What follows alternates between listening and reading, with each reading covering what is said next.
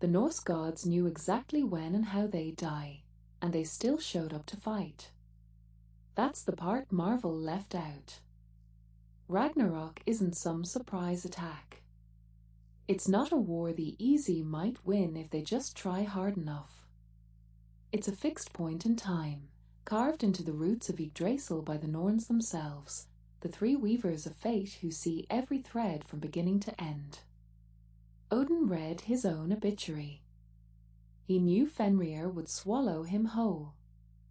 Thor knew the world serpent's venom would kill him 9 steps after he killed it. Freyr knew he'd face Surtur without his sword and lose. They all knew. From the very beginning, they knew. And here's what makes Norse mythology so much darker than the Greek stuff you grew up on. There's no loophole. No clever trick to dodge fate. When the Greeks heard a prophecy, they'd spend the whole story trying to outsmart it, and that's usually what made it come true. But the Norse? They had no illusions. Fate wasn't a riddle to solve. It was a fact to accept. The gods of Asgard lived every single day knowing the exact moment they'd die, the exact enemy who'd kill them, and the exact broken world they'd leave behind. And they defended it anyway. They loved anyway. They fought anyway. That's not a superhero story. That's something so much heavier. Because here's where the scale gets terrifying. This isn't just Asgard having a bad millennium. Every single one of the 9 realms burns. Midgard, that's Earth, where humans live, gone. Jotunheim, the realm of giants, consumed. Helheim, where the dead wait in the cold and dark, obliterated. Even Alfheim, where the light elves exist in their eternal glow, gets swallowed by flame. Nothing is spared. Not one corner of existence gets to sit this out. But it gets worse. Yggdrasil itself, the world tree, the thing literally holding all of reality together like a cosmic spine, starts to crack. The axis of existence fails. The tree that connects every realm, that keeps the structure of the universe intact, shudders and splinters. When Yggdrasil goes, the framework of being itself collapses. The Bifrost, that rainbow bridge between worlds, shatters into nothing. The stars fall from the sky like dropped coins.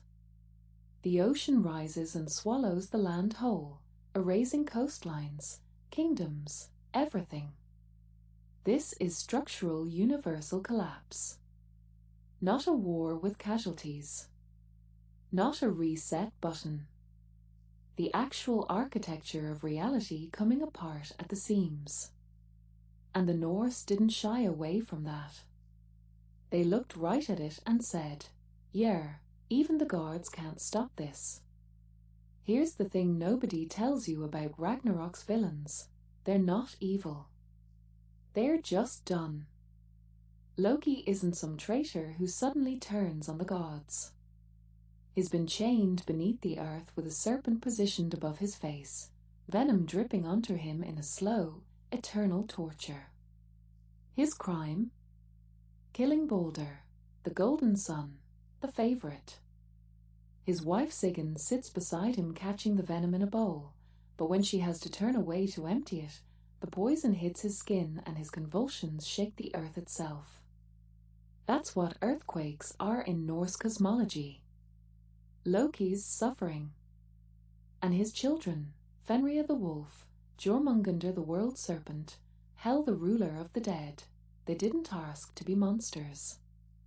The gods saw them, feared what they could become, and acted first. Fenrir was bound with unbreakable chains. Jormungandr was hurled into the ocean to circle the world alone.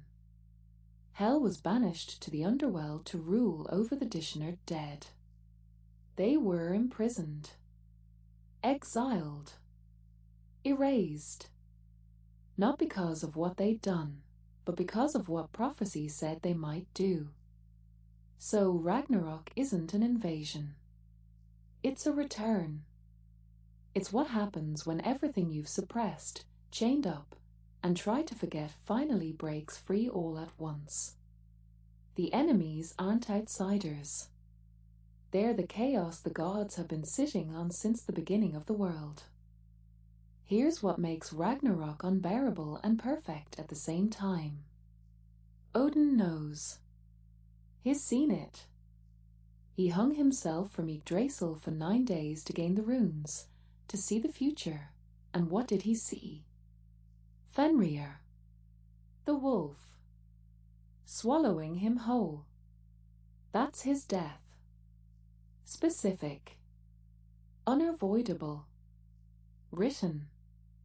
And when the horn sounds and the sky cracks open, Odin rides out anyway. He doesn't hide in Valhalla. He doesn't try to bargain or escape. He rides straight toward the thing that will kill him. Thor's the same. He knows he'll kill the world serpent, Jormungandr. That's the win, right? Except he also knows what comes after. 9 steps. That's all he gets. He'll slay the serpent, take 9 steps, and then collapse as its poison floods his veins. He knows this. And he fights it anyway. Tyr loses his hand to Fenrir as a child, then dies fighting Garm at the end. Heimdall and Loki kill each other. Freyr fights without his sword because he gave it away for love, and it costs him everything. Every major god has a destined death. Not one of them runs. Not one hides. They don't fight because they think they'll win. They fight because that's what you do when the end comes. You meet it armed. But here's the part that gets left out of every movie, every doom metal album cover, every apocalypse comparison. Ragnarok isn't the end. 2 humans survive the fire and the flood by hiding in the wood of Yggdrasil itself. The world tree protects them while everything else burns. Their names are Lif and Lifrasi. Life and eager for life. They emerge when the smoke clears, and they repopulate the earth. The Norse didn't imagine humanity going extinct. They imagined us outlasting the gods. And then, this wrecked me when I first read it, Balder comes back. The beautiful god. The one who died before any of this started, murdered by Loki's scheming, locked in hell while the world tore itself apart. After Ragnarok, he returns. The one pure thing walks back into the light. The earth rises from the ocean, green and fertile, like it's exhaling after holding its breath for 1,000 years. Crops grow without being planted. The survivors find golden chess pieces in the grass, the gods' game, left behind. Because here's what actually happens. The world grows back. But the gods don't. They gave their lives so the cycle could continue. Ragnarok isn't nihilism. It's sacrifice.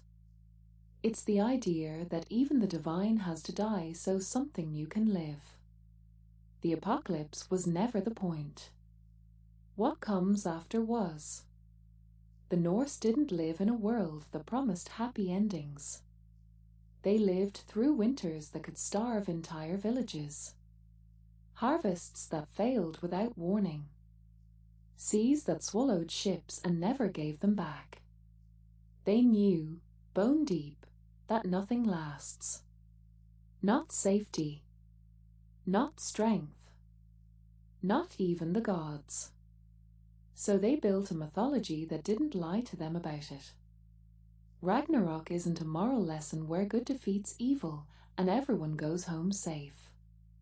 It's not about karma or divine justice or the universe rewarding the righteous. It's about facing the unfaceable with your eyes open and your sword drawn. It's about what you do when you know you're going to lose. The gods don't win. They don't survive. But they show up. That's the point. That's the whole point. Odin walks into the jaws of Fenrir knowing exactly how it ends. Thor fights the world serpent knowing the poison will kill him even if he wins. They could run. They could hide. They could try to negotiate or bargain or save themselves. They don't. Because the Norse didn't value survival above all else, they valued courage in the face of inevitable doom. Ragnarok isn't the end of the world. It's the gods choosing honor over survival, knowing full well that after the fire and flood, the world grows back without them. They die so something new can live. That's not doom. That's sacrifice. Follow Blackfire Atelier. I'll see you in the shadows.